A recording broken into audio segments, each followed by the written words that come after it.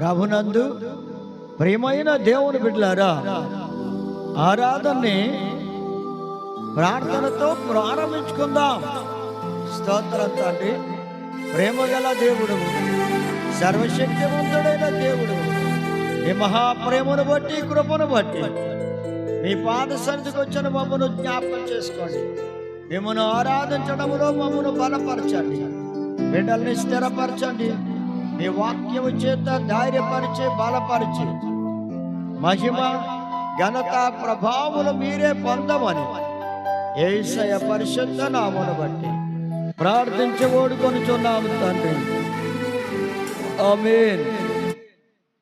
Jessica పాట పాడిన తరువాత వాక్యాన్ని విందాం.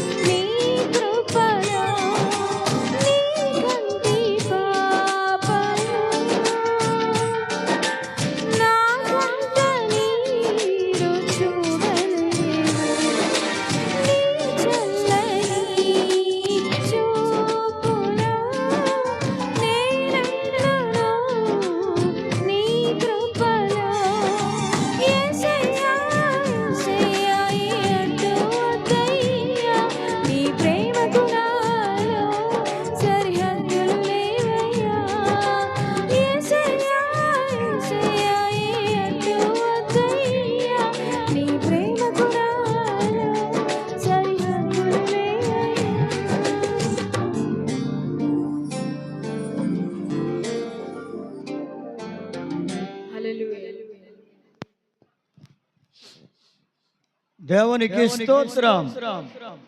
ప్రియమైన దేవుని బిడ్డలారా, దేవుని వాక్యాన్ని ధ్యానం చేద్దాం. రాజులు మొదటి గ్రంథం 8వ అధ్యాయము 27వ వచనం.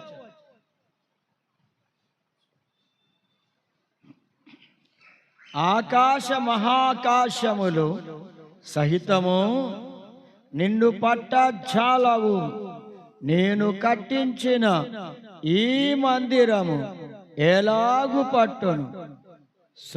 సొలొమోను మహారాజు మందిరాన్ని కట్టించిన తరువాత ఆయన ప్రార్థన చేస్తూ ఉన్న సమయంలో ఈ ప్రార్థనలోని మాటలు ఇవి. ఏమిటయ్యా అంటే, ఆకాశ మహాకాశములే నిన్ను పట్టజాలవు ప్రభువా, అసలు అవే నిన్ను పట్టజాలవు. ఆకాశము మహా ఆకాశమే, అంత పెద్ద ఆకాశమే నిన్ను పట్టజాలవు. ఆకాశం గాని మహాకాశములు గాని నిన్ను పట్టజాలవయ్యా. నేను కట్టించిన ఈ మందిరము ఎలాగు పడుతుందయ్యా? ఎలా పడుతుంది మీరు ఇందులో నివసించడానికి? నేను కట్టించిన ఈ మందిరము మిమ్మల్ని ఎలా పడుతుంది అని ఆయన తన్ను తాను తగ్గించుకుంటూ, నేను రాజుని, మందిరాన్ని కట్టించాను, ఈ మందిరములోనికి వచ్చి ఉండు ప్రభువా అని అడగడం లేదో. ఇది పట్టజాలదు ప్రభు. ఆకాశ మహాకాశములే పట్టనప్పుడు నేను కట్టించిన ఈ మందిరము ఏ పాటిది అని, అది ఎలా పడుతుందయ్యా అని సొలొమోను మహారాజు తాను కట్టించిన మందిరమును గూర్చి, దేవుని గూర్చి తన జీవితంలో ఎంతగానో తగ్గించుకున్నాడు. అసలు ఈ మందిరము ఏపాటిది? నేను కట్టించిన ఈ మందిరం ఏపాటిది? కట్టించిన నేను ఏపాటి వాణ్ణి? అసలు ఈ మందిరం ఎలా పడుతుందయ్యా మిమ్మల్ని అని తను తాను తగ్గించుకుంటూ, మహారాజును కదా అని ఆయన అతిశయించడం లేదు, గర్వించడం లేదు, తన గొప్పతనాన్ని చాటుకోవాలి అని అనుకోవడం లేదు, తన ఘనతను వెతకడం లేదు, తన గొప్పతనాన్ని వెతకడం లేదు. కానీ దేవుని యొక్క గొప్పతనాన్ని ఎరిగిన బిడ్డ, దేవుని యొక్క గొప్పతనాన్ని ఎరిగిన వాడై ప్రభుని మహిమ పరుస్తున్నాడండి. ఆయన ప్రార్థన ద్వారా దేవుణ్ణి మహిమ పరుస్తున్నాడు.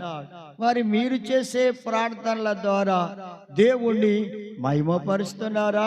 లేకపోతే మీ గొప్ప కోసం మీరు ప్రార్థనలు చేస్తున్నారా?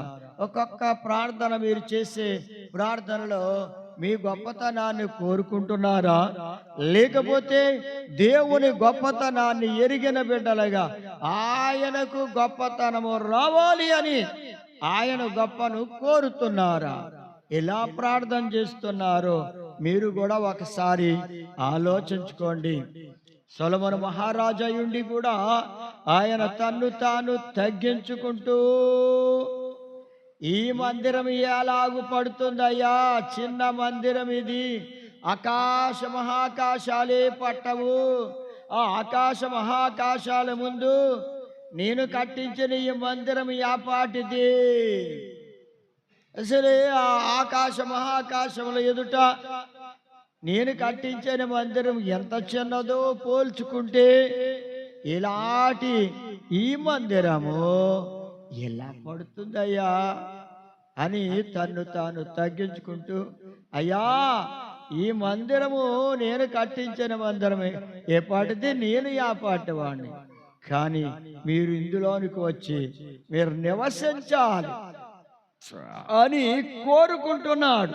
అంటే ప్రియమైన దేవుని బిడ్డలారా, తన్ను తాను తగ్గించేసుకుంటున్నాడు. నేను గొప్పగా కట్టాను అని పొగుడుకోవడం లేదు, అందరి ఎదుట చాలా అందమైన మందిరాన్ని కట్టించానని తన గొప్పలు చెప్పుకోవడం లేదు గాని అసలు ఈ మందిరం ఏ పాటిది అంటున్నాడు. ఈ మందిరం అనగా సొలొమోను మహారాజు కూడా నేనే పాటి వాణ్ణి అని తన మందిరమును గూర్చి చెప్పుకుంటున్నాడు. నా ప్రియమైన దేవుని బిడ్డలారా, నీవు కూడా దేవునికి మందిరమై ఉన్నావు. సొలొమోను మహారాజు దేవునికి మందిరంగా మారాడు. సొలొమోను మహారాజు దేవునికి మందిరంగా మారాడు. నీవు కూడా దేవునికి మందిరంగా మారాలి. అందుకే తన్ను తాను తగ్గించుకొని ఈ మందిరము ఎలా పడుతుందయ్యా, నేనే పాటి వాణ్ణయ్యా, నేను మీకు మందిరంగా మారితేనే గాని నేను మీకు మందిరంగా మారానయ్యా, నాలోనికి రండయ్యా, నాలో నివసించండి అయ్యా అని తన్ను తాను తగ్గించుకుంటూ ప్రార్థన చేస్తున్నాడు. ఎవరు ఇలా తగ్గించుకుంటారో అదే లూకాసు వార్త 18వ అధ్యాయము 18వ అధ్యాయం 14వ వచనంలో చూస్తే తన్ను తాను హెచ్చించుకున్నవాడు తగ్గింపబడుననియు తన్ను తాను తగ్గించుకున్నవాడు హెచ్చింపబడునని యేసు ప్రభువారు చెప్పారు. కనుక నా ప్రియమైన దేవుని బిడ్డలారా, మిమ్మల్ని మీరు తగ్గించుకుంటే, ఇక్కడ సొలొమోను మహారాజు తను తాను తగ్గించుకున్నాడు. అందుకే తాను దేవునికి మందిరంగా మారిపోయాడు. అందుకే ఈ మందిరం నేను కట్టించింది ఏపాటిదయ్యా, నేనేపాటి వాడినయ్యా, నేను మీకు మందిరంగా మారిపోతున్నానయ్యా, నాలోనికి వచ్చి నివసించండి, ఈ మందిరములోనికి వచ్చి నివసించండి అని తన్ను తాను తగ్గించుకుంటూ దేవుని గొప్పతనాన్ని ఇరిగిన బిడ్డగా ఉన్నాడు. దేవుణ్ణి మహిమపరుస్తున్నాడు, దేవుణ్ణి ఘనపరుస్తున్నాడు. ప్రియమైన దేవుని బిడ్డలారా, దేవుని మహిమను వెతుకుతూ ఉన్నాడు. మరి నీవేం చేస్తున్నావు? నీ ఘనతను, నీ స్వఘనతను వెతుకుతూ ఉన్నావా, లేకపోతే దేవుని ఘనతను వెతుకుతున్నావా? ఎవరి ఘనతను వెతుకుతూ ఉన్నావు? ప్రేమైన దేవుని బిడ్డలారా, దేవుని మహిమపరిచే బిడ్డగా ఉన్నావా, దేవునికి మహిమ తేలేని స్థితిలో ఉండిపోయావా? ఏ స్థితిలో నీవు ఉన్నావో నీవు అది ఎరిగి నీ జీవితంలో సొలొమోను మహారాజు వలె మందిరంగా మారు, దేవునికి ఒక మందిరంగా మారిపోవాలి.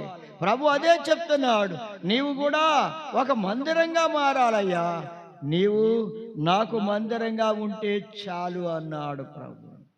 మీ దేహం అనే మందిరములోనికి, మీ దేహం అనే మందిరము దేవునికి ఆలయమని ఇరుగరా.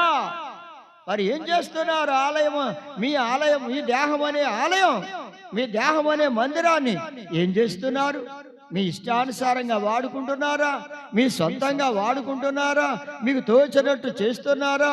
ఆరాధన లేకుండా, ప్రార్థన లేకుండా, విశ్వాసం లేకుండా, ఆత్మీయ జీవితంలో ఎదగకుండా, దేవుని బిడ్డగా సాగిపోకుండా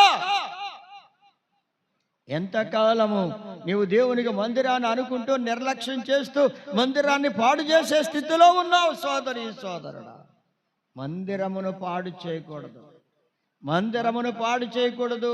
దేవుడు నీకు ఇచ్చిన నీ దేహం అనే మందిరాన్ని దేవుని కొరకు ఉపయోగించు.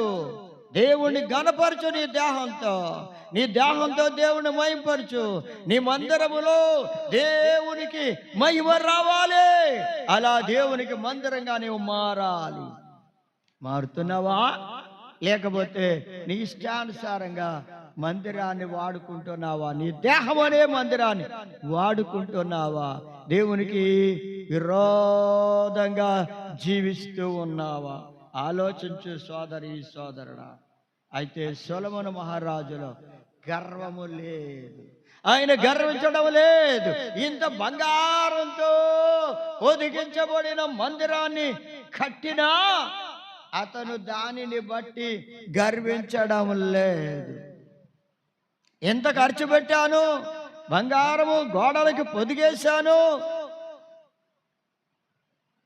రాయి సుత్తి దెబ్బ కూడా ఆ మందిరం కట్టినప్పుడు మందిరములో సుత్తి దెబ్బ వినబడలేదు కడుతున్నప్పుడు. అంటే ఎంత జాగ్రత్త పడ్డాడో చూడండి. అక్కడ ఎక్కడ సౌండ్లు వినబడడానికి లేదు. మందిరం కట్టేటప్పుడు అవన్నీ దూరంగా మలుచుకొని పట్టుకొచ్చి ఫిట్ చేయటమే. మందిరములో సుత్తి దెబ్బలు ఎక్కడ వినబడలేదు. అంత ప్రశాంతంగా ఆ మందిర నిర్మాణము జరిగింప చేసిన ఆ సొలొమోను మహారాజు గర్వించలేదండి. ఇంత గొప్ప మందిరం నేను కట్టాను అని అనడం లేదు, గర్వించలేదు. మరి సోదరి సోదరుడా, నీ జీవితంలో కూడా గర్వించొద్దు. సొలొమోను మహారాజు వలె నీవు కూడా తగ్గించుకొని, ఏది ఉన్నా ఏది లేకపోయినా గర్వించొద్దు.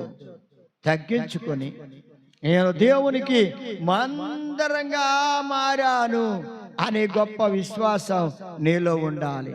దేవునికి మందిరంగా మారిన సొలొమోను మహారాజు వలె నీవు కూడా మందిరంగా మారాలి.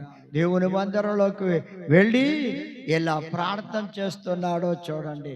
ఈయనలో ఉన్న ఈ తగ్గింపు నీ జీవితంలో ఉంటే నీవు తప్పకుండా ఏదో ఒక రోజున హెచ్చింపబడతావు. అయ్యా, ఎప్పుడు నేను ఇలాగే ఉండిపోవాలా? నా జీవితంలో పెరుగుదల అభివృద్ధి లేదు, ఎదుగుదల లేదండి.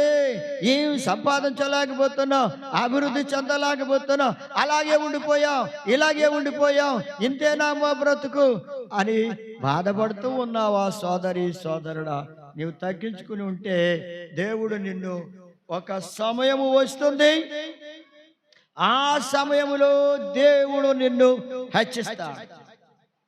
అద్భుత రీతిగా సొలొమోను మహారాజును దేవుడు ఆశ్చర్య రీతిగా హెచ్చించాడు.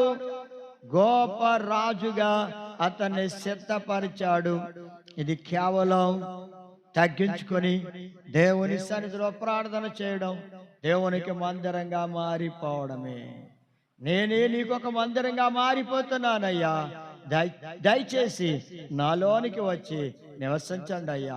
నేను కట్టించిన మందిరం ఏర్పాటుది, దానిలో కూడా మీరు నివసించండి అయ్యా అని బ్రతిమలాడుతున్నాడు. ఏనాడైనా ఎప్పుడైనా నాలోనికి రండి అయ్యా, నేను మీకు మందిరంగా మారిపోయానయ్యా, నాలో నివసించండి అయ్యా అని అడిగావా? ప్రార్థన చేశావా? దేవుడు నీలో నివసిస్తూ ఉన్నాడా లేదా అన్నది నీవు ఆలోచించుకుంటున్నావా? ఆయన నివసిస్తే నీకన్నీ సమృద్ధి. ఆయన నీలో నివసిస్తే అన్ని సమృద్ధిగానే ఉంటాయి, ఏ లోటు రాదు. ఆయన ఉంటే చాలు, ఆయన నీలో ఉంటే చాలు. ప్రేమను దేవుని బిడ్డలారా, అతిశయించొద్దు, గర్వించొద్దు. అంతటి మహారాజే గర్వించకుండా తగ్గించుకుంటే నువ్వు తగ్గించుకోవా? నువ్వు మందిరంగా, దేవుని మందిరంగా మారిపోయి తగ్గించుకుంటే నిన్ను ఆశీర్వదిస్తాడు, నిన్ను హెచ్చిస్తాడు. అందుకే ప్రేమను దేవుని బిడ్డలారా, ఇంకా ఆయన ఏమని ప్రార్థన చేస్తున్నాడో చూడండి.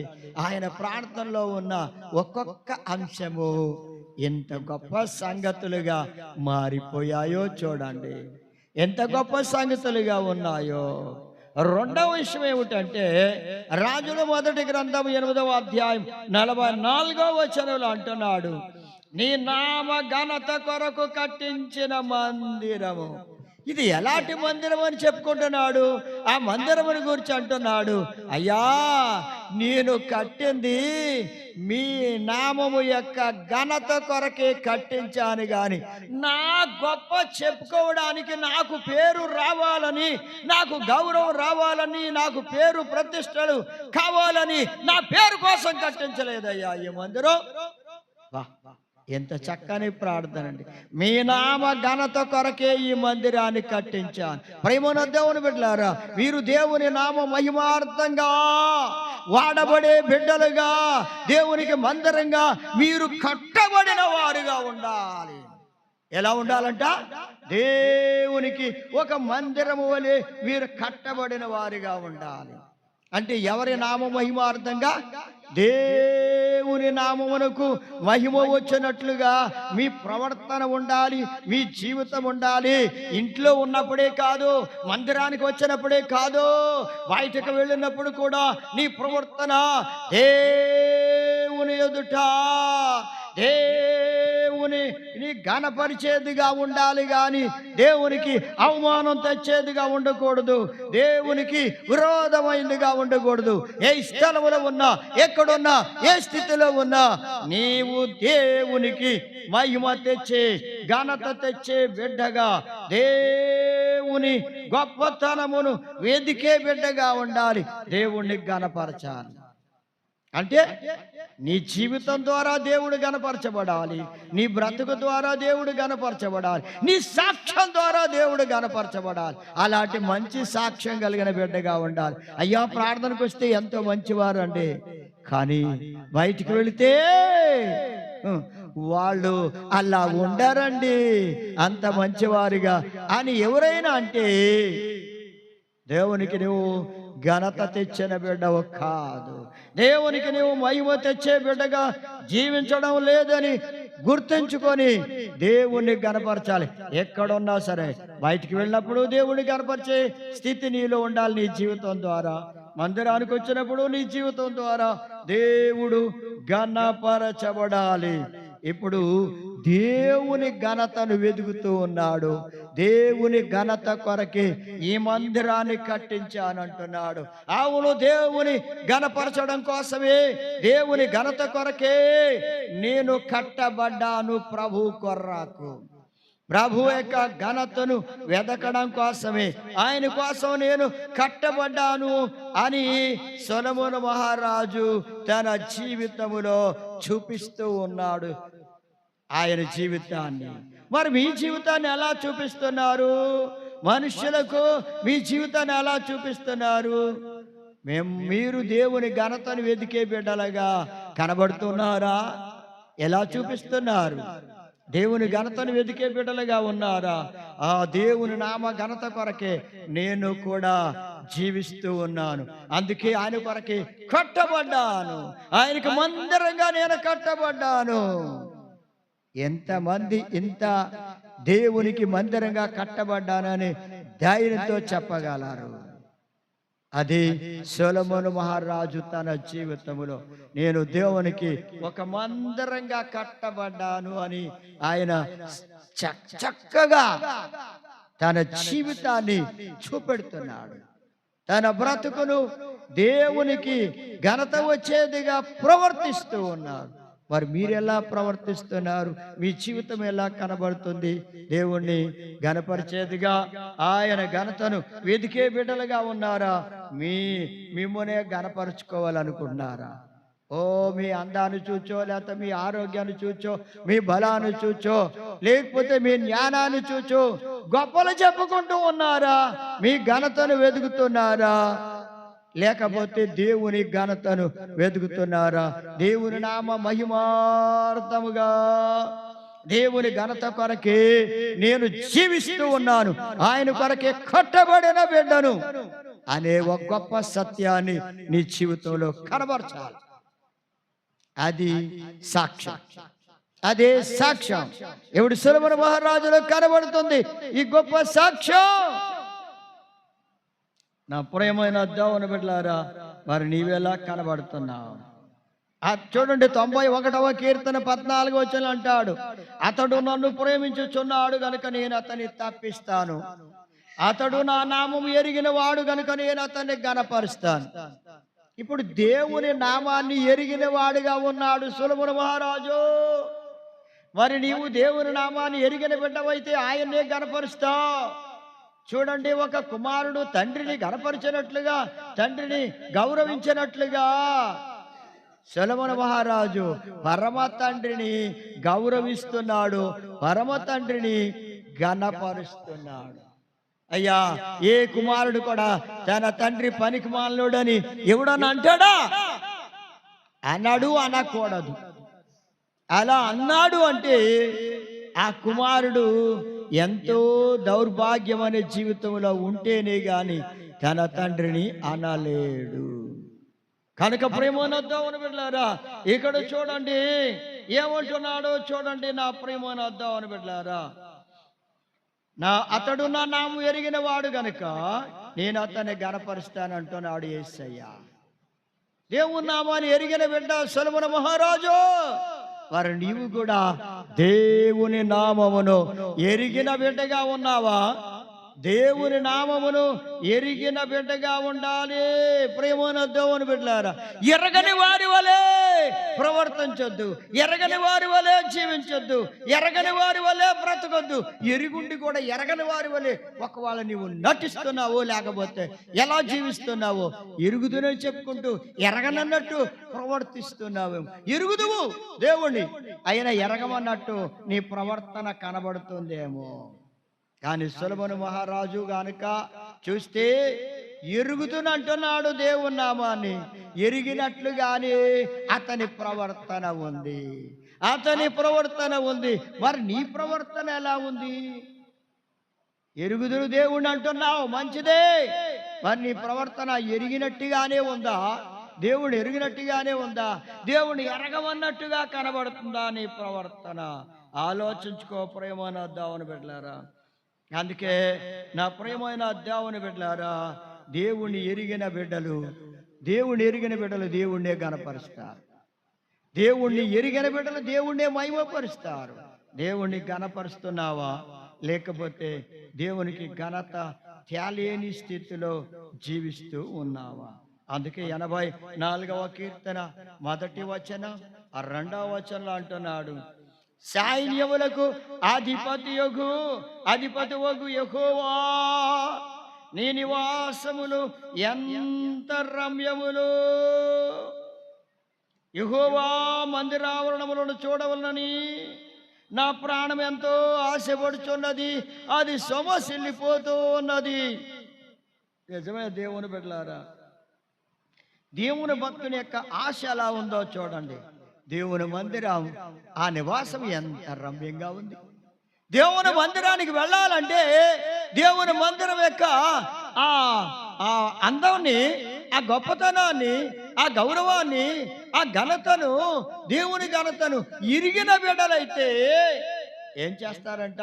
ఎప్పుడు దేవుని మందిరానికి వెళుదునా అని వారి ప్రాణం ఆశపడుతూ ఉంటుందండి. లేకపోతే ఏం చేస్తారు? హాయిగా నిద్రపోతారు, ప్రార్థనకు రారో. దేవుని నామాన్ని ఎరిగిన వారు ప్రార్థనకు రాకుండా ఉండలేరండి. ప్రియమైన దేవుని బిడ్డలారా, ఆయన మందిరం వాళ్ళకి ఎంతో రమ్యంగా కనబడద్ది, అందంగా కనబడద్ది. ఎప్పుడు దేవుని మందిరానికి వెళ్ళిపోతున్నా అని వారి ప్రాణం ఆశపడుతూ ఉంటుంది. ఆశ లేని వాళ్ళు ఆరాధనకి ఎలా వస్తారు? ఆశ లేని వాళ్ళు దేవుని మందిరానికి ఎలా వస్తారు? దేవుని మందిరానికి రాలేరు. దేవుని మందిరం అంటే వాళ్ళ ప్రాణము ఆశపడాలి. దేవుని మందిరం అంటే వాళ్ళ ప్రాణము ఆశపడుతూ ఉండాలి. ఎప్పుడు దేవుని మందిరానికి వెళుదునా, ఎప్పుడు దేవుని సంధికి వెళుదునా, ఎప్పుడు దేవుని ఆరాధించదునా అని వాళ్ళు సమ్మసిల్లిపోతారంట. సమ్మసిల్లిపోవడమే కాదు, కనీసం ఆరాధనకి వెళ్ళలేకపోయాను, ఈరోజు ఉపవాస ప్రార్థనకి వెళ్ళలేకపోయాను, లేకపోతే ఈరోజు మరి ప్రత్యేకమైన కూడికకు వెళ్ళలేకపోయాను, ఈరోజు నేను దేవుని పాదాల దగ్గర చేరి ప్రార్థన చేయలేకపోయాను అని కూడా అనుకోని స్థితి నీ జీవితంలో కనబడుతుందేమో. కానీ ఈయన మాత్రం సమస్యలిపోతున్నా అంటే ఆశ ఎక్కువైపోయింది. దేని మీద ఆశ? మందిరం మీద ఆశ, దేవుని మందిరానికి వెళ్ళాలని. మరి నీకు ఆ ఆశ ఉందా? ఆశ ఉంటే దేవుని మందిరానికి వస్తావు. 84వ కీర్తన 10వ వచనం అంటాడు, నీ ఆవరణములు, మందిర ఆవరణములు ఒక్క దినము గడుపుట 1000 ధనముల కంటే శ్రేష్టము. దేవుని మందిర ఆవరణాల్లో చేరి ఒక్క రోజు దేవుని సన్నిధిలో గడిపితే 1000 రోజుల ఫలితం వస్తుందంట. కానీ నీ జీవితంలో ఇలాంటి ఆశ ఉందా? 1000 రోజుల ఫలితం కావాలనుకుంటున్నావా? ఒక్కరోజు ఫలితమే కావాలని దేవుణ్ణి స్తుతించి ఆరాధించే రోజును కూడా నీకోసమే వాడేసుకుంటున్నావా? సోదరుడా, సోదరి, ఏ స్థితిలో నీవు ఉన్నావు, ఎక్కడున్నా, ఎలా ఉన్నా, ఏం చేస్తున్నావు అనేది నీవు ఆలోచన చేసుకో. సొలొమోను మహారాజు తన జీవితంలో దేవుని నామ ఘనత కొరకే మందిరం కట్టించాను, నేను కూడా మీ కొరకు మందిరంగా కట్టబడ్డానయ్యా. ఎంత ధైర్యం, ఎంత విశ్వాసం, ఎంత విశ్వాసమో చూడండి. ఇలాంటి విశ్వాసం నీ జీవితంలో ఉంటే సొలొమోను మహారాజు వలె నీవు ధన్యుడవు, ధన్యురాలవు. అయితే ప్రేమోన దేవుని బిడ్డలారా, ఇలా ఆయన దేవునికి మందిరంగా మారిపోయాడు. మందిరంగా ఆయన నామ ఘనత కొరకు మందిరంగా కట్టబడ్డాడు. ఇలాంటివన్నీ కట్టబడ్డాడని మనకి ఎలా తెలుస్తుందంటే ఆయన తగ్గించుకున్న విధానాన్ని బట్టి, ఆయన దేవుని కనపరచడం బట్టి. రెండవది, ఆయన దేవుని మందిరానికి వెళ్ళినప్పుడు ఎంతగా మోకాళ్ళుని ప్రార్థన చేశాడో ఇవన్నీ సాక్ష్యమే. చూడండి ఆయన ఏం చేస్తున్నా అంట, దినవృత్తాంతములు 2వ గ్రంథము 6వ అధ్యాయం 13వ వచనం. దినవృత్తాంతములు 2వ గ్రంథం 6వ అధ్యాయము 13వ వచనంలో, ఇశ్రాయేలీలందరి ఎదుటను సొలొమోను మహారాజు అంట మోకాళ్ళుని చేతులు ఆకాశం వైపు చాపి సొలొమోను మహారాజు మందిరములో ప్రార్థన చేసెను. ప్రార్థన ఎక్కడండి? దేవుని బిడ్డలందరి ఎదుట దేవుని మందిరములో మోకాళ్ళుని చేతులు పైకెత్తి దేవునికి ప్రార్థన చేస్తున్నాడు. అంటే నా ప్రియమైన దేవుని బిడ్డలారా, ఈయనలో ఉన్న విధేయత ఏమిటండి? విధేయత చాలా గొప్పదిగా ఉంది. ఎంత విధేయుడిగా ఉన్నాడో చూడండి. అబ్రహాము గారికి అతని కుమారుడైన ఇస్సాకు ఎలా లోబడి విధేయత కలిగి ఉన్నాడో అలాగున దేవునికి విధేయత చూపుతూ ఉన్నాడు సొలొమోను మహారాజు. లేకపోతే మహారాజునైన నేను అందరి ఎదుట మోకాళ్ళు ఉనితే అందరూ నన్ను ఎంత తేలిగ్గా చెప్పుకుంటారు, అందరూ నన్ను ఎంత హేళన చేస్తారు, అవమానంగా మాట్లాడతారేమో అని అనలేదు. గాని ఆయన ఎవరు ఎన్ననుకున్నా ఏమనుకున్నా నా దేవుని ఎదుట, ఎవరి ఎదుటండి?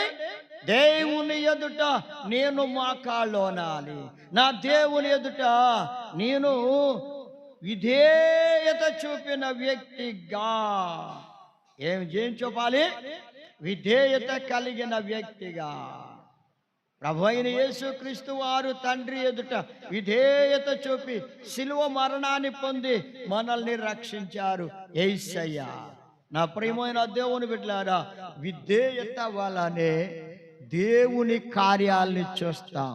విధేయత లేకుండా దేవుని కార్యాలను చూడలేం. విధేయత లేకుండా దేవుని కార్యాలు మన జీవితంలో జరగవు. విధేయత ఉంటేనే జరుగుతాయి. అందుకే ఆయన మోకాళ్ళు ఉన్నాడండి.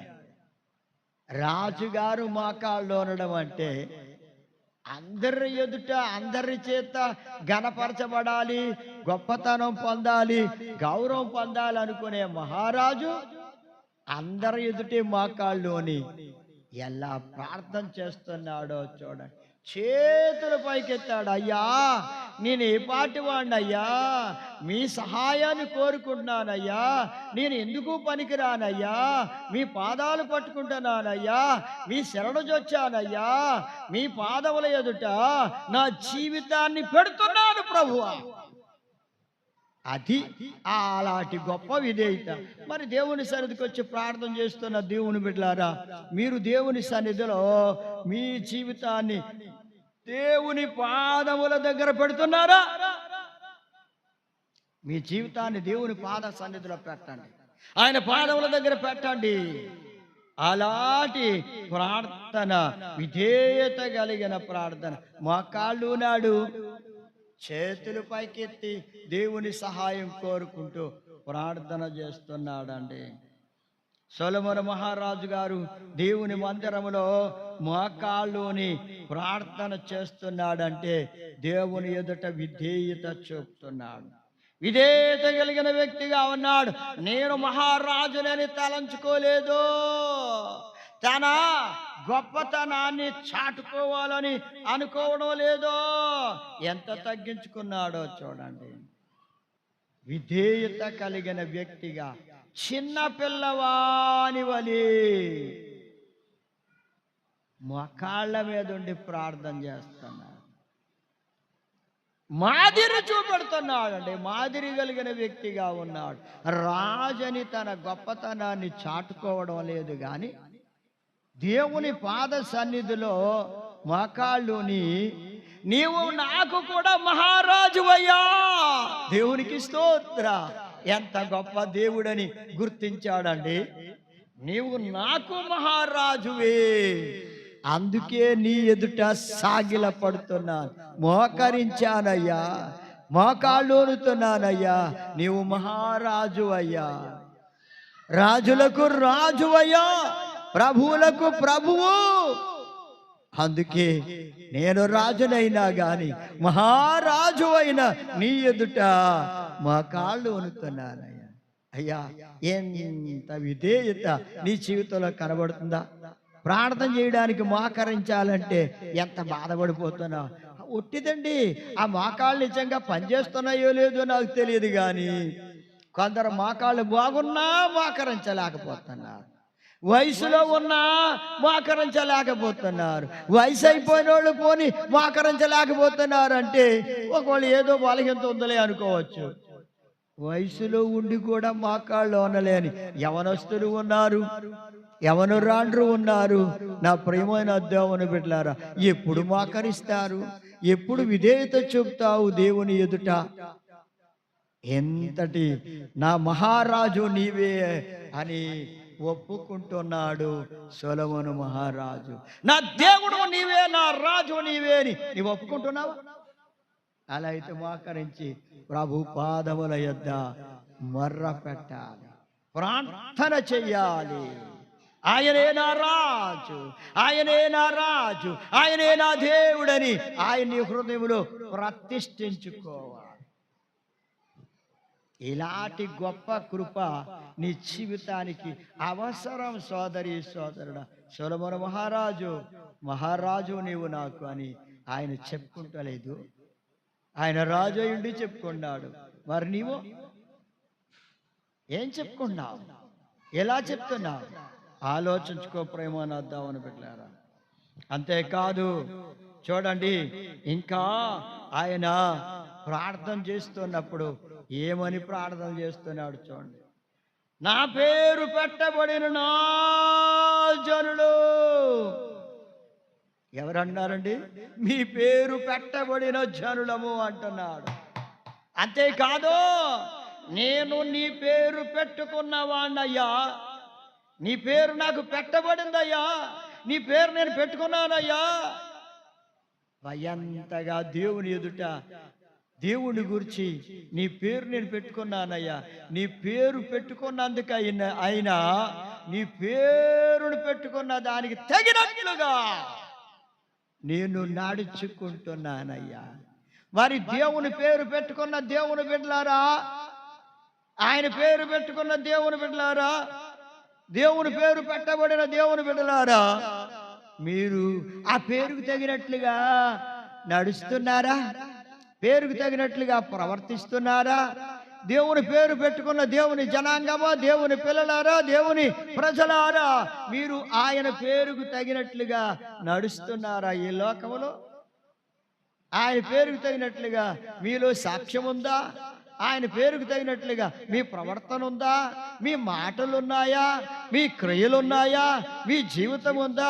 ఎలా ఉన్నారు మీరు ఒక్కసారి ఆలోచించుకోండి. సొలొమోను మహారాజు ఆయన పేరు పెట్టుకున్న దానికి తగినట్లుగానే ఆయన చేసే ప్రార్థన అంతట్లోనూ, ఆయన యొక్క ప్రవర్తన అంతట్లోనూ దేవుని అధికారమునకు లోబడుతున్న బిడ్డగా ఉన్నాడు. ఆయనే అధికారి ఆ దేశానికి. ఇజ్రాయేలు దేశానికి అధికారిగా ఉన్నాడు, దాని మొదలుకొని వైశ్యవ వరకు. అయినా గాని ఆయన ఏమన్నాడు? దేవుడే నా మహారాజు, ఆయనే నా అధికారి, ఆయన ఎదుట నేను ఆయన పేరు పెట్టబడిన బిడ్డను అని ఆయన ఒప్పుకుంటున్నాడు. మరి మీరు దేవుని పేరు పెట్టబడిందని, దేవుని పేరు పెట్టుకున్నానని ఒప్పుకుంటున్నారా? ఎవరైనా మీరు ఎవరండి దేవుని బిడ్డలా కారా అని అడిగితే మేము దేవుని బిడ్డలని నేను ఒప్పుకుంటున్నారా? ఆయన ఒప్పుకుంటున్నాడు, నేను దేవుని బిడ్డను, మీ పేరు పెట్టబడిన వాడినయ్యా. ఏది దేవుని పేరు పెట్టబడినట్టుగా ప్రవర్తిస్తారా? మీ ప్రవర్తన కనబడుతున్నా, మీ మాటలు కనబడుతున్నాయా, మీ చూపులు కనబడుతున్నాయా, మీ క్రియలు కనబడుతున్నాయా, మీ జీవితం దేవుని పేరు పెట్టుకున్న బిడ్డలాగానే కనబడుతుందా? ఆయన పోలి నడుస్తున్నారా? ఆలోచించుకోండి. అలా నడిస్తే ఇదిగో సొలొమోను మహారాజు, దేవా నీ పేరు పెట్టబడిన ప్రజలం, నీ పేరు పెట్టబడిన వాణ్ణి, నీ పేరుకు తగినట్లుగానే నేను నడుస్తున్నాను అయ్యా అని బ్రతిమలాడుతున్నాడు, నన్ను నడిపించయ్యా అని.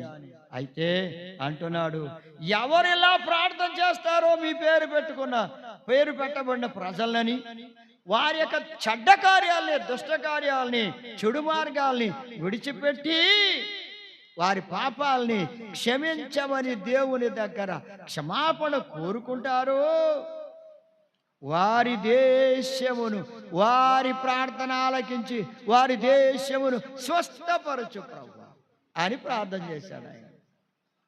నిజముగా నా ప్రేమనొద్దామని బిడ్డలారా, ఏ అపవిత్రమైన మార్గములో ఉన్నావో, ఏ చెడ్డ మార్గములో ఉన్నావో దాన్ని విడిచిపెట్టి నీ పాపములను క్షమించే దేవుని ఎదుట క్షమాపణ కోరుకుంటే ఆయన నీ దేశమును అనగా నిన్ను స్వస్థపరుస్తాడు, నీ జీవితాన్ని బాగు చేస్తాడు. ఆయన పేరు పెట్టబడిన జనాంగమా, పేరు పెట్టబడిన వారులారా, పేరుకు తగినట్లుగా మీరు జీవించండి, ఆయన పేరుకు తగినట్లుగా జీవించండి. లేదా ఆయన పేరుకు అవమానం తెచ్చే బిడ్డలుగా జీవిస్తున్నారా? రోమీయులకు రాసిన పత్రిక 2వ అధ్యాయం 24వ వచనంలో చూస్తే, మిమ్మును బట్టి కదా నా నామము అన్ని జనుల మధ్య దూషింపబడుతుంది అన్నారు. అయ్యా, ప్రభు పేరు పెట్టబడిన బిడ్డలయ్యుండి దేవుడు నమ్ముకున్నామని చెప్పుకుంటూ నమ్మని వాళ్ళలాగా నీవు ప్రవర్తిస్తే, నమ్మని వారి వలె నీవు జీవిస్తే, ఇంకా నీవు భయంకరమైన జీవితంలో పాప మార్గంలో ఉంటే, అపవిత్రమైన జీవితంలో ఉంటే, మరి దేవుని నామానికి అవమానం తెచ్చని బిడ్డ కాదా? ఏ స్థితిలో ఉన్నావో ఒక్కసారి ఆలోచించుకోవా సోదరి సోదరుడా. ఎంతకాలం ఇలా నీ జీవితాన్ని వృధా చేసుకుంటావు?